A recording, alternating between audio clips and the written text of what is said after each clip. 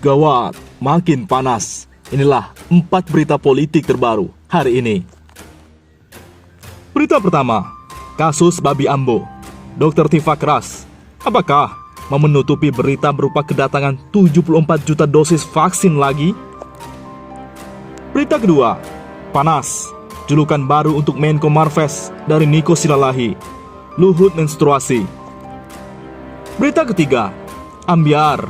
Pamer mobil listrik Hyundai untuk KTT G20. Roy Suryo bertanya ke Jokowi. Sekarang jadi sales, Pak.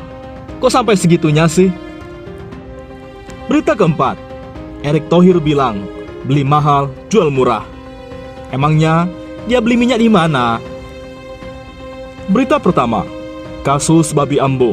Dr. Tifa, apakah mau menutupi berita berupa kedatangan 74 juta dosis vaksin lagi?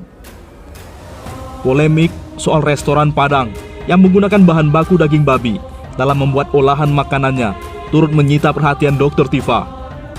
Dilansir dari akun Twitter @drtifa, Sabtu 11 Juni 2022, Dr. Tifa melihat ada yang aneh dalam kasus viral Babi Ambo tersebut. Menurut Dr. Tifa, mengapa restoran yang sudah tutup tidak berjualan lagi tiba-tiba menjadi viral? Memviralkan apa yang sudah gulung tikar, ujar Dr. Tifa. Selain itu, keanehan selanjutnya adalah kasus Babi Ambo viral karena terdapat unsur SARA. SARA lagi, makanan identik muslim, dibuat pakai babi, bikinan pengusaha Ciindo, pakai nama Babi Ambo lagi. Kan ngeselin, ungkap Dr. Tifa. Lebih lanjut lagi, Dr. Tifa menduga bahwa kasus Babi Ambo ini digunakan untuk menutupi berita kedatangan 74 dosis vaksin COVID-19 ke Indonesia. Apakah mau menutupi berita berupa kedatangan 74 juta dosis vaksin lagi? Ucap Dr. Tifa. Sebagai informasi, Indonesia masih akan menerima 74 dosis vaksin COVID-19 hingga akhir tahun 2022. Dilansir dari antaranews.com, Sabtu 11 Juni 2022, bahwa diketahui 74 juta vaksin COVID-19 tersebut, sekitar 15 juta, merupakan sisa kontrak di awal 2021. Vaksin COVID-19 tersebut akan terkirim setelah Juni sampai akhir tahun. Sisanya sekitar 50 juta lebih. Itu adalah hibah. Sedangkan persoalan mengenai kasus Babi Ambo dimulai dari ketika menu restoran tersebut viral karena menggunakan bahan dasar daging babi dalam olahan masakan Padang. Diketahui selama ini, masakan Padang termasuk dalam kategori masakan yang halal, tidak menggunakan daging babi. Hal ini memicu kemarahan para masyarakat, budayawan, serta politisi. Lantaran hal ini dianggap mencoreng budaya dari masakan Padang tersebut. Ada dua hal yang menurut saya bisa memicu kemarahan masyarakat Padang atau Minang. Pertama, soal nama Babi Ambo. Nama itu bagi masyarakat Minang diartikan sebagai saya babi. Pemberian nama seperti itu sengaja meminangkan nama restorannya yang bermenu daging babi. Ulas Gunawan Fauzi, selaku budayawan Minangkabau, dikutip dari Gelora.go, Sabtu 11 Juni. Tak jelas apa maksudnya.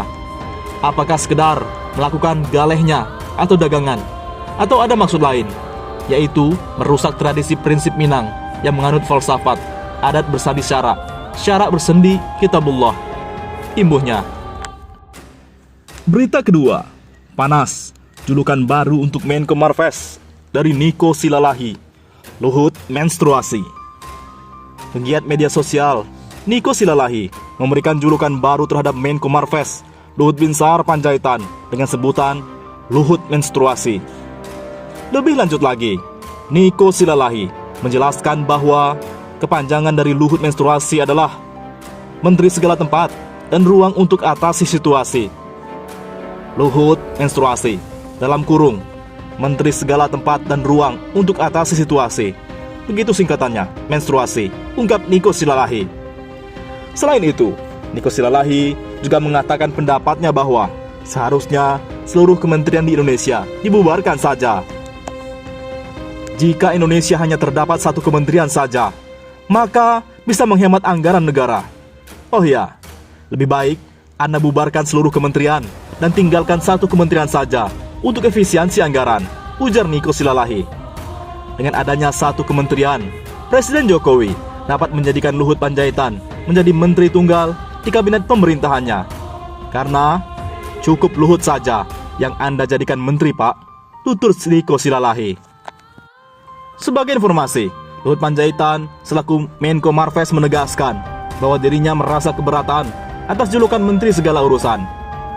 Menurut Luhut, dirinya hanya sebagai pelaksana, sedangkan yang membuat keputusan adalah Presiden Jokowi.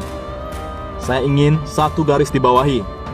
Jadi, jangan saya dipikir ngurusin semua. Tidak, Pak. Saya ngurusin semua di bidang saya, dan yang diperintahkan Presiden. Saya ulangi, diperintahkan Presiden, tegas Luhut, dikutip dari cnbcindonesia.com, Jumat 10 Juni. Luhut Panjaitan juga tidak memaksakan semua urusan dengan diurus olehnya. Namun, jika dirinya merasa yakin dapat melaksanakannya, maka ia akan mengerjakan perintah Presiden Jokowi dengan baik. Jadi, ya, kalau saya bisa kerjain, saya kerjain, tambah Luhut Panjaitan. Berita ketiga, Ambyar pamer mobil listrik Hyundai untuk KTT G20. Roy Suryo bertanya ke Jokowi, sekarang jadi sales, Pak. Kok sampai segitunya sih? Presiden Jokowi memposting mobil listrik merek Hyundai yang bakal digunakan untuk KTT G20 di Bali. Dalam postingannya, Jokowi tak bisa menutupi kekagumannya terhadap mobil produksi Korea Selatan tersebut. Mengutip berita jakartapostkota.co.id, mantan Gubernur DKI Jakarta itu juga memuji mobil listrik produk perusahaan asal Korea Selatan itu. Ia terkagum-kagum karena tidak mengeluarkan suara. Suaranya nyaris tidak ada, ujar Jokowi dalam keterangan tertulisnya. Namun sayangnya, postingan tersebut pun malah banyak dikomentari publik. Malah salah satunya, mantan Menteri Pemuda dan Olahraga, Roy Suryo. Ia sampai terang-terangan, Jokowi sudah menjadi sales untuk produk negara lain. Sekarang, jadi sales, Pak. Kok sampai segitunya sih?